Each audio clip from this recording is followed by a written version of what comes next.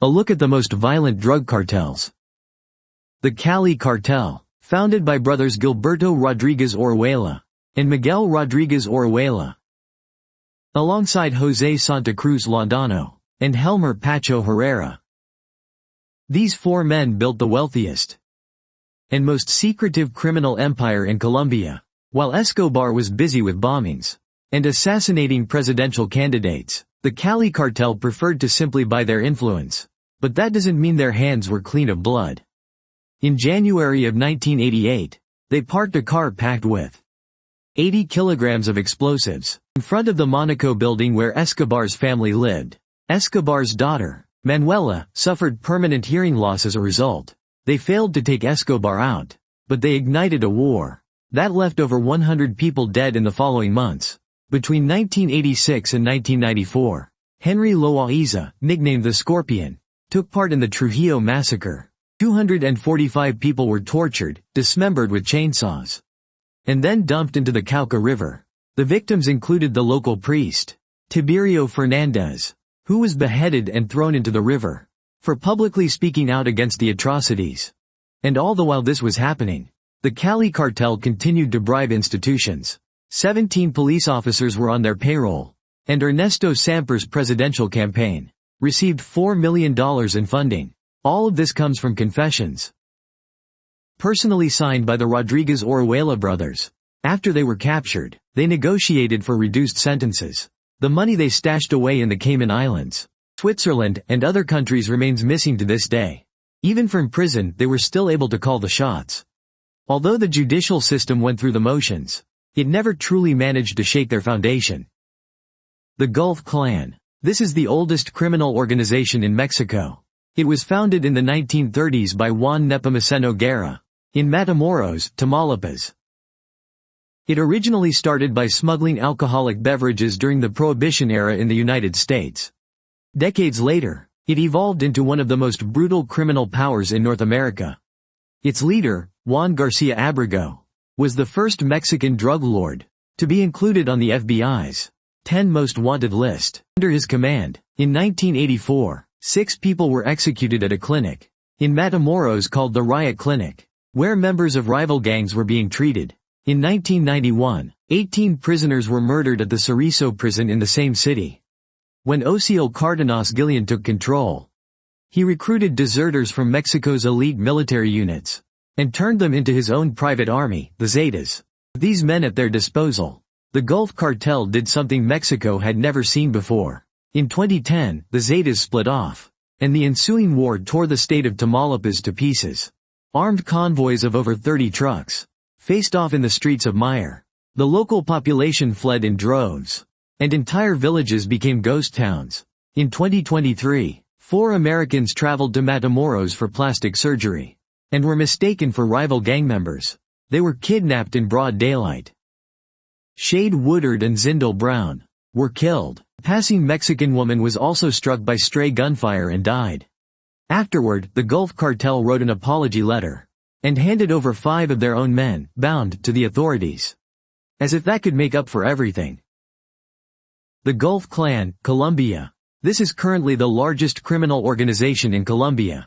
It emerged from the Colombian paramilitary movement in 2006. After the FARC demobilized in 2016, the Gulf Clan quickly moved in to fill the power vacuum they left behind. Almost overnight, they took control of the drug trafficking routes, illegal gold mines, migrant smuggling routes to Panama, and a massive extortion network spread across over 300 municipalities in Colombia. Antonio launched a pistol plan, paying out bounties per head, specifically for shooting police officers or soldiers.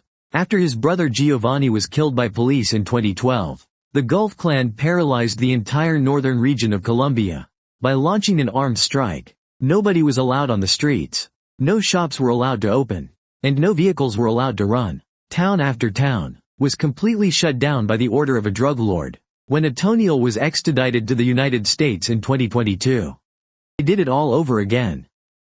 Antonio was also convicted in Colombia for orchestrating massacres, enforced disappearances, forcibly displacing indigenous and Afro-Colombian communities, recruiting minors, and committing sexual violence against children and teenagers. At the time of his arrest, he had 122 active arrest warrants against him. In New York, a federal judge sentenced him to 45 years in prison for smuggling over 96 tons of narcotics into the United States, and ordered him to pay $216 million in fines. The Colombian president hailed his capture. But the Gulf Clan is still operating to this day. Fourth-tier Salvadoran gangs. They were born in Los Angeles. Children of Salvadorans who fled the Civil War in the 80s. In the 90s, the U.S. began mass deportations, sending these people back to a homeland they hardly knew. They still wore their gang tattoos, unable to wipe them away. And El Salvador was completely unprepared to receive them at the time. They took root in every neighborhood. Anyone living on their turf had to pay up. And anyone running a business had to pay up. Those who refused would lose their lives. In August of 2018, the two owners of a bakery in San Salvador were dragged out of their shop by force, shoved to the ground in the middle of the street, and then executed by gunfire. What did they even do wrong? Word is, they had some run-ins with the police. That's how these people operate. Extortion, silencing witnesses, taking lives. In the year 2016, El Salvador recorded 740 homicides in January alone. Back then, there were as many as 70,000 active gang members in the country. You couldn't negotiate with these gangs. It was practically impossible to run a political campaign or start a business. Or just plain survive in a regular neighborhood. March 26, 2022. The Mara Salvatrucha and the 18th Street gangs. In a single day, within 24 hours, they killed 62 people. As if they were deliberately showing off what they were capable of. That completely crossed the line. President Nayib Bukele immediately declared a state of emergency and sent the military into every neighborhood. In the first few months, 62,000 people were detained. January 2023. El Salvador recorded only 11 homicides for the entire month, whereas in that same month back in 2016, there were 740. The Medellin Cartel. Other groups were just smuggling cocaine. But Medellin effectively declared war on an entire country. Pablo Escobar, the Ochoa brothers, and Gonzalo Rodriguez Gacha built the first cocaine empire. At its absolute peak, this cartel controlled 80% of all the cocaine flowing into the United States. A single week of operations could bring in $420 million. But when Colombia tried to use extradition to keep them in check, Escobar didn't choose to negotiate. He launched bombings instead. August 18, 1989. His hitmen assassinated Luis Carlos Galán, a presidential candidate and the frontrunner in the election, right in front of thousands of people. They took him out at a political rally. 3 months later, on November 27, one of his henchmen hid a bomb inside a suitcase. Boarded Avianca Flight 203, from Bogotá to Cali. The plane exploded mid-air. 107 people died. The person they were looking for wasn't even on that plane at all. 107 innocent people died for nothing. 2 weeks later, on December 6, a bus loaded with 500 kilograms of explosives blew up in front of the DOS headquarters in Bogotá. 72 people were killed, and over 600 were injured. Most of them were just bystanders. Between 1989 and 1993, the cartel carried out 623 attacks. In Medellin alone, over 500 police officers were murdered. This was the pistol plan, a tactic later copied by other groups. That war claimed a total of 5,500 lives.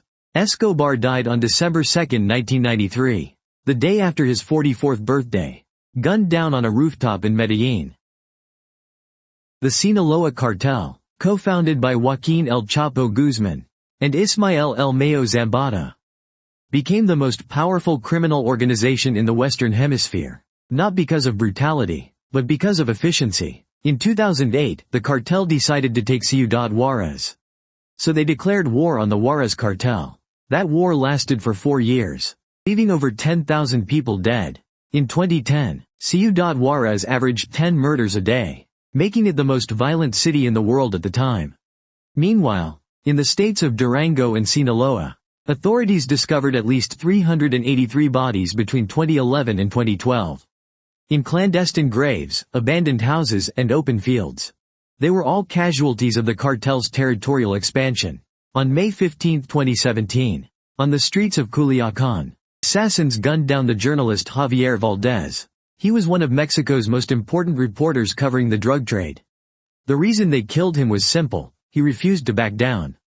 In 2016, El Chapo was captured for the final time. In January of 2017, he was extradited to the United States and was sentenced to life in prison. But the cartel didn't stop there. On October 17, 2019, it became crystal clear who the real masters of the country were.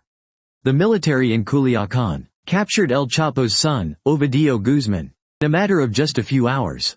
The cartel had taken over the entire city, set up drug blockades, and trapped civilians inside their homes. The soldiers were completely pinned down.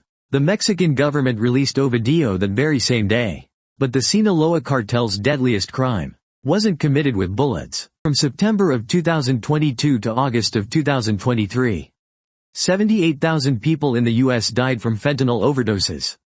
The cartel took all those lives without firing a single shot. They just focused on manufacturing the pills and getting them across the border. The Zetas weren't born on the streets. They were born in the military. The man who founded them was Arturo Guzman de Sena. He was once a member of the Mexican Army's Special Forces, the Airmobile Special Forces Group. The leader of the Gulf Cartel, Ocio Cardenas Gillian, hired him to lead a group of other military deserters and form an elite armed force together. A group that knew how to fight, infiltrate, and kill with military precision. Z1 was shot to death in 2002. Inside a restaurant in Matamoros.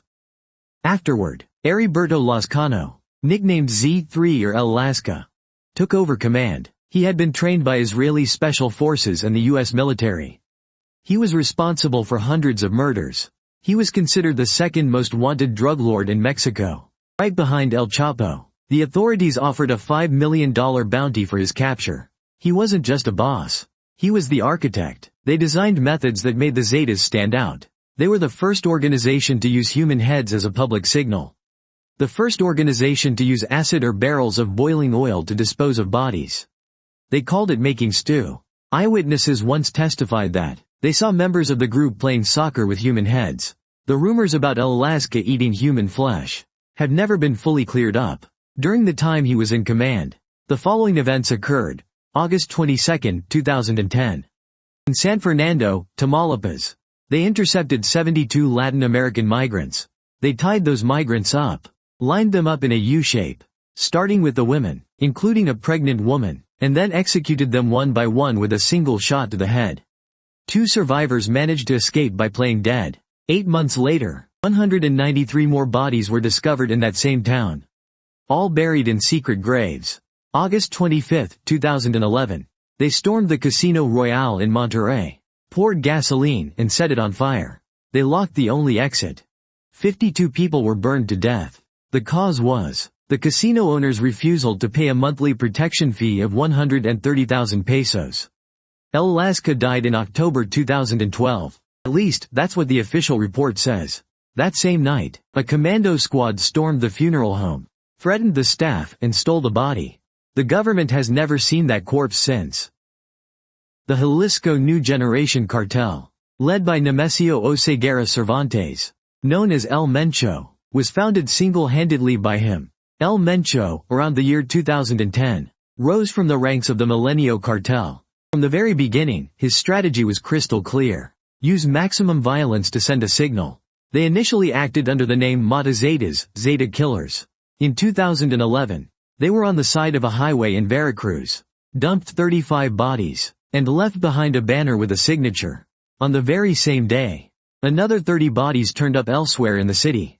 A total of 65 in just one day. April 6, 2015. They were in the Amula mountain range, ambushing a convoy of Jalisco State Police. The attackers used high-caliber rifles, grenade launchers, and explosives, waiting for them from up on the mountainside. 15 officers were killed in under 30 minutes. Not a single soul could get there in time to help. Less than a month later, May 1, 2015, the military tried to capture El Mencho in the town of Villa Purificación. The cartel used Russian-made rocket-propelled grenades to shoot down a military helicopter. 6 soldiers lost their lives. That same day, they blocked roads across 25 municipalities in Jalisco and torched 29 buses. The U.S. government has compared them to the Islamic State. 2025. The U.S. State Department officially designated them as a foreign terrorist organization. They operate in almost every state in Mexico, trafficking crystal meth and fentanyl on an industrial scale, using drones to drop explosives on security forces, and posting execution videos as a propaganda tool. El Mencho is currently the world's most wanted drug kingpin.